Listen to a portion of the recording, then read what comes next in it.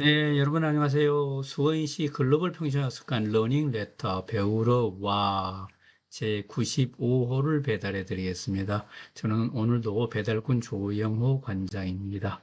이번의 주제는 맞벌이 부부의 가사 분담 해결법입니다. 가사 분담 얘기를 할 텐데요. 해결법이 과연 있을까요? 네.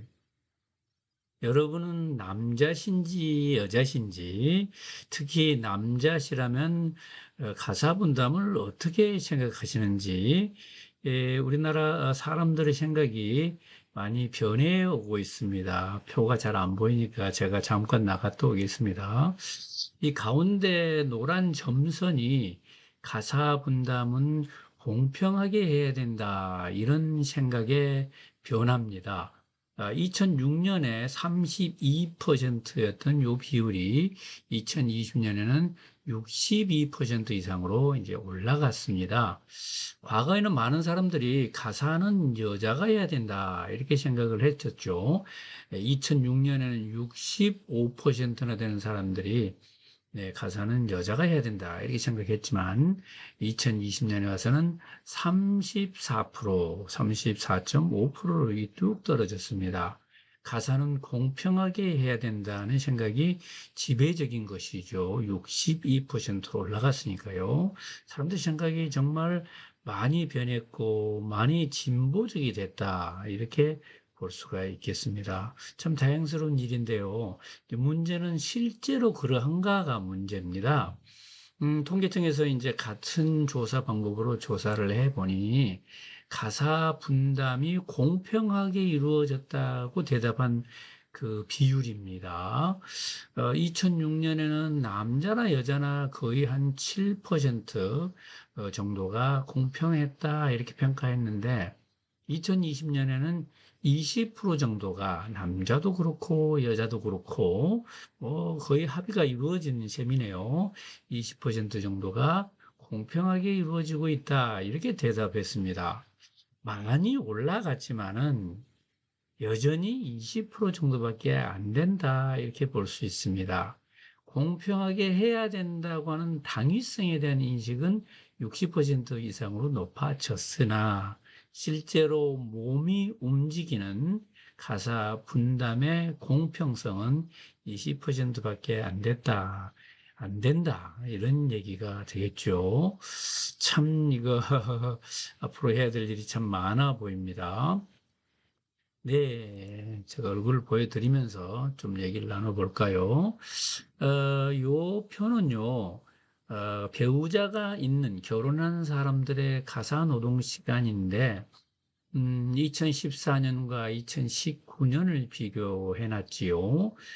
남자는 뭐 하루에 한 50분 정도 하는데, 여자는 한 260분 정도 하니까, 여자들이 남자에 비해서 가사 노동하는 시간이 5.18배 이렇게 됐었습니다. 2014년이죠. 2019년에는 그 시간이 조금 달라져 가지고 남자들이 조금 일을 조금 더 하고 여자들이 조금 덜 하면서 그 비율이 4.07%로 이제 떨어졌습니다. 그런데 맞벌이 하는 부분은 어떨까요? 이 표는 지금, 이 그림은 모든 부부에 대한 것이고요. 맞벌이 한 부분만 보면은 상식적으로 생각할 때 맞벌이를 하니까 남자나 여자나 상당히 비슷하게 가사 노동을 나눠서 할 것이다, 이렇게 생각을 해볼 수가 있는데 그게 아니에요. 여전히 맞벌이 부부도 대시하고 큰 차이가 없어 보입니다. 2014년에는 무려 4.7배나 이렇게 여자분들이 많이 했고요. 뭐 전체 부부의 5.18배보다는 조금 적긴 하지만 여전히 많죠. 그 다음에 이제 2019년에는 3.5배가 돼서 여전히 맞벌이 부부도 여자들이 남자에 비해서 3배 이상 가사 노동을 많이 한다, 이렇게 얘기할 수가 있겠습니다. 음, 인식의 변화는 조금 빠르지만 실제의 변화는 좀 느리다. 어떻게 이렇게 이런 걸 해결할 수 있을까요? 특히 이 명절 같은 때 되면은 상당히 여자분들이 스트레스가 많이 쌓이고 불만이 크신 것 같아요. 선진국은 어떨까요? 미국 같은 경우는 좀 다를 것 같이 생각이 드는데 미국에서도 큰 차이가 없다. 이런 책도 있고 자료가 있더라고요. 에브 로드스키라는 이 변호사 얘긴데요. 이 변호사까지 하신 분도 이 가사 노동의 불균형 때문에 흥분을 해가지고 뭐 작업을 하셨더라고요. 이분도 사업가인 남편과 결혼을 해가지고 신혼 때는 아이가 없을 때는 정말 알콩달콩 깨가 쏟아지게 잘 살았는데 아이가 태어나니까 일이 많아지잖아요. 근데 문제는 이 많은 가사 노동을 여자인 자기가 감당하고 있다는 사실을 어느덧 깨우치게 된 거예요. 그러다가 뭔가 하나 놓치면 남편이 또, 그것도 빠뜨렸다. 블루베리 사오기로 했는데, 당신이 까먹은 것 같아. 아니, 내가 다른 거 다 해주고, 블루베리 하나 잠깐 까먹었는데, 그걸 남편이 또 투정을 하네. 아니, 자기가 사오지. 이제 이런 생각을 하면서 억울하고 분하고 이런 생각이 들었던 거예요. 그런데 이제 이분은 그렇다고 해서 부부싸움하고 끝나는 게 아니고 이 문제를 시스템적으로 근본적으로 해결할 수 없을까 이렇게 고민을 하면서 자기가 이렇게 많은 변호사로서 많은 회사들을 또 다른 사람들을 도와줄 때 했던 그런 방법을 나한테도 우리 가정에도 쓰면 어떻겠느냐 이렇게 생각하면서 회사에서는 안 생기는 문제가 왜 가정에서 생기냐 했더니 가정 생활이 관리가 또는 분석이 안 됐다는 그런 중요한 걸 깨우친 거예요. 그래서 우리가 여자분들 입장에서 가사 노동이 제대로 인정을 못 받고 남자들이 그 참여하는데 남자들 파트너로 못 만든 것은 가사 노동을 제대로 인식시키고 평가하지 못했기 때문이다. 이거를 가시화해야 된다. 뭐든지 관리를 해야 되면 하려고 하면은 가시화시키고 이게 측정을 하고 보여야 되잖아요. 그래서 그때부터 친구들이 도움을 받아가지고 도대체 우리 여자들이 가사 노동을 어떤 걸 하고 있는가 전부 뽑아보자, 정리해보자. 쭉 뽑아보니까 엄청 많은 거예요. 그 중에서 분류를 해서 100개의 임무 카드를 만든 것입니다. 이 정도면 됐다. 쭉 이렇게 해 보니까 너무나 가사 노동이 중요한 것이에요. 남편한테도 보여줬더니, 이런 일을 하고 있었는데 미처 몰랐구나. 좀 여자분 많이 그러시잖아요. 하루 종일 일해도 표가 안 난다. 누가 알아주지도 않는다. 근데 그러면 투덜댈 것이 아니고 정말 알아주게 하고 표가 나게 해 줘야 되잖아요. 이 100개의 임무가 있는데 이걸 분류를 해보니까 집안 일도 있고 집 바깥 일도 있고 그다음에 사람들 돌보는 일도 있고 안 해도 되지만 하면 좋은 그런 마법 같은 행복을 만드는 일도 있겠고 어쩌다가 생기는 특별한 이사나 누가 아프거나 이럴 때 돌발적으로 생기는 그 불무지도 있고 그다음에 조용히 혼자 지내야 되는 또 시간도 필요하잖아요. 그거를 이분들은 유니콘 스페이스라 그랬는데 그거는 아내한테도 필요한 것이고 남편한테도 필요한 것이고 이것까지 넣어서 100개의 카드를 만드는 것입니다. 이걸 놓고 어떻게 했으면 좋겠냐. 남편하고 협의를 하고 또 협상을 하고 파트너로서 나눠서 해야 되지 않겠습니까? 지금 현재 대부분 여자분들이 하고 있는데 남편들 보고 이걸 나눠서 하라 그러면 남편들이 내가 손해다 하고 덜렁 참여를 안 할 거예요. 그러니까 분위기를 잘 조성해서 남편을 이제 말하자면 꼬셔야 됩니다. 이브 로드스키 이분은 현명하게 우리 한번 자기가 외식 한번 할까? 그럼 멕시코 식당에 가가지고 좀 근사하게 근사한 분위기에서 근사한 음식을 주문해 놓고 얘기를 하는 거예요. 여보, 내 요즘 달라진 것 같지 않아? 어떻게? 내가 좀 스트레스도 많이 부리고 짜증도 많이 내고 당신한테 좀 미안해. 그런 것 같네. 근데 당신 왜 자꾸 그래? 힘들게. 그랬더니, 여보, 내가 그럴 수밖에 없잖아. 내가 하는 일이 당신하고 나하고 똑같이 밖에서 일하고 집에 와서도 하는 일이 한두 개가 아니야. 예. 근데 여보, 내가 하는 일을 당신도 이해를 해주고 당신이 몇 개만 도와주면은 우리 둘이 다 엄청나게 좀 이득이 될 것 같아. 좋은 일이 있을 것 같아. 당신 한번 들여다보고 싶지 않아? 어떤 좋은 일이 있을까? 우선 나는 당신한테 그렇게 짜증을 안 부릴 것 같아. 잔소리도 안 할 것 같고.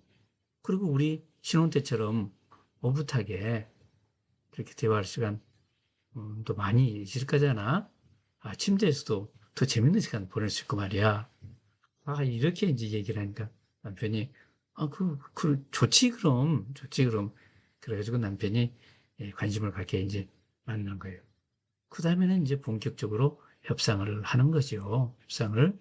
그래서 이제 대화를 할 때 자칫하면 이렇게 싸움이 될 수 있으니까, 대화에 용어를 좀 이렇게 부드럽게 쓰다든지 이런 기본 규칙에, 대화의 규칙입니다.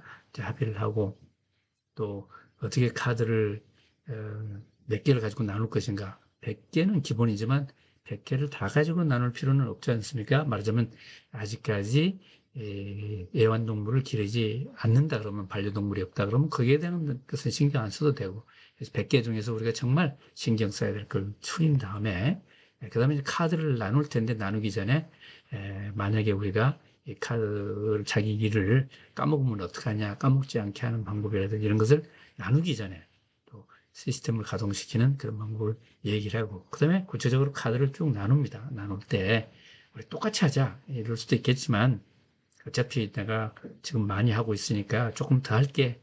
자기는 좀, 남편한테 자기는 좀 적게 해도 돼. 나중에 좀 더 도와줘. 이렇게 해서 스타트는 그렇게 끊을 수가 있겠죠. 그리고 자기가 맡은 일을 했다 안 했다 하는 것을 어떻게 규정할 것이냐. 최소한 이 정도는 해야 돼. 방 청소를 한다고 했으면 최소한 이 정도를 해야 되고, 또 요리를 한다 그랬으면 이 정도를 해야 돼. 이렇게 최소 기준도 정하고.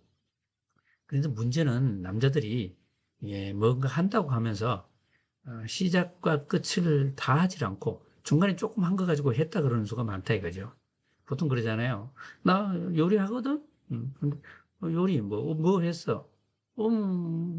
자, 준비를 마누라가 다 부인이 시장 봐 오면은, 고기 썰고 파 썰어가지고 이게 찌개 끓이고 나 그거 하거든?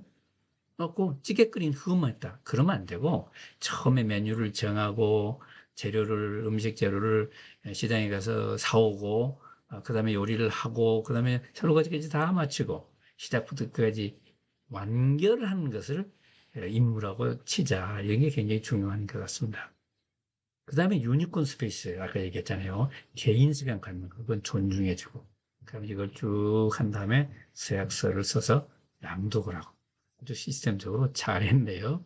요는 여러분 이런 단계를 다 외울 필요도 없고요. 요는 부부간의 좋은 대화를 통해서 협상을 한다는 것입니다. 협상은 뭡니까? 윈윈이 아니겠습니까?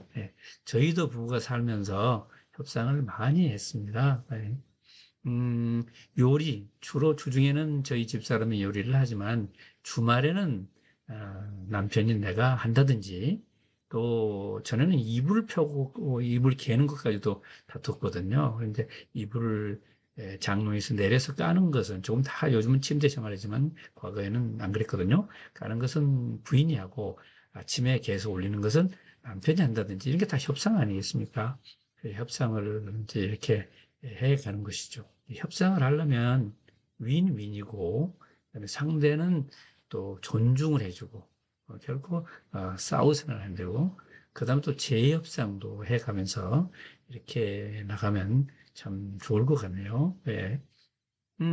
부간에 이런 그 협상을 해서 이 이브 로드스키라는 분은 이 작업을 스스로 해보니까 너무 좋고, 그럼 이걸 친구들한테 권유하고 이러다 보니까 잘 통하는 거예요. 그러니까 나중에는 이 전문 컨설턴트가 됐고요. 그 다음에 책까지 써서 작가로서 또 돈을 벌기도 하고, 또 강연도 하기도 하고, 또 이런 직업을 또 개척하는 그런 일도 한 것 같습니다. 네, 방법이 있지요. 방법이 있는데 근본적인 기저 방법은 대화다 이렇게 생각이 드네요.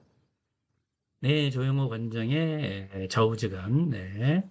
자, 측정하지 않으면 관리할 수 없다. 피터 드러커를 뿐만 아니라 여러분들이 이런 맥락의 얘기를 했죠.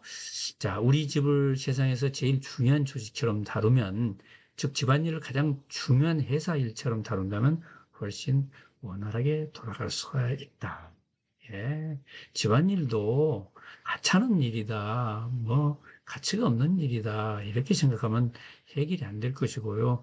회사 일처럼 똑같이 중요하다고 한다면 해결책이 나올 것이고 일과 생활의 균형이 또 이루어질 것이 아닌가 이렇게 생각이 듭니다.